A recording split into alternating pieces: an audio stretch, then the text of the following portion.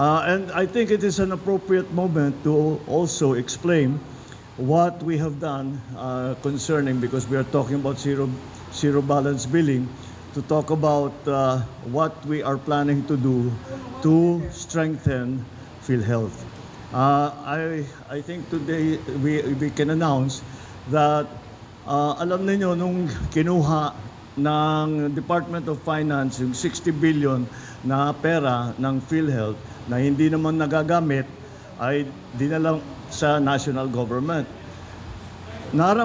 Kahit anong paliwanag na ibigay namin, kahit na anong pakita natin na dumadami ang serbisyo na kinocover ng PhilHealth, may pangamba pa rin yung tao na baka mabawasan yung mga services. Dinagdagan na natin. Pero siyempre, hindi mo maiwasan yan dahil ibang usapan ito. You were talking about life and death issues here for people. So you cannot blame them na may pangamba sila na baka sa pagkuha ng 60 billion na dinala nga sa national government ay baka mabawasan ang services. Kahit na napatunayan na namin na hindi mababawasan ang services, siyempre nandun pa rin ang pangamba.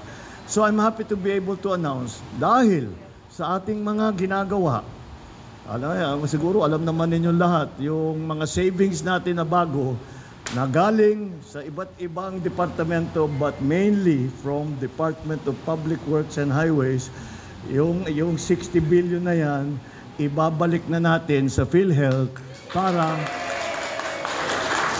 hindi lamang para sa pangamba ng tao, kung hindi dahil gagamitin na natin, nagkaroon na tayo ng savings, gagamitin na natin yan para palawakin pa ang serbisyo ng PhilHealth.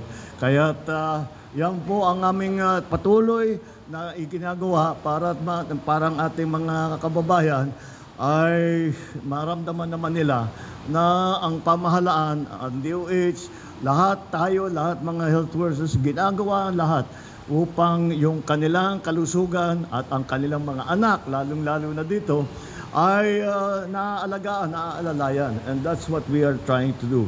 And so that is why nung nagkaroon na ng savings, ay sabi ko siguro ang unang para sa akin, dahil hindi ko talaga makalimutan ang payo sa akin.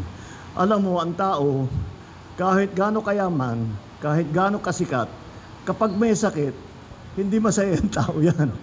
And that is why healthcare is the most important service that the government can give.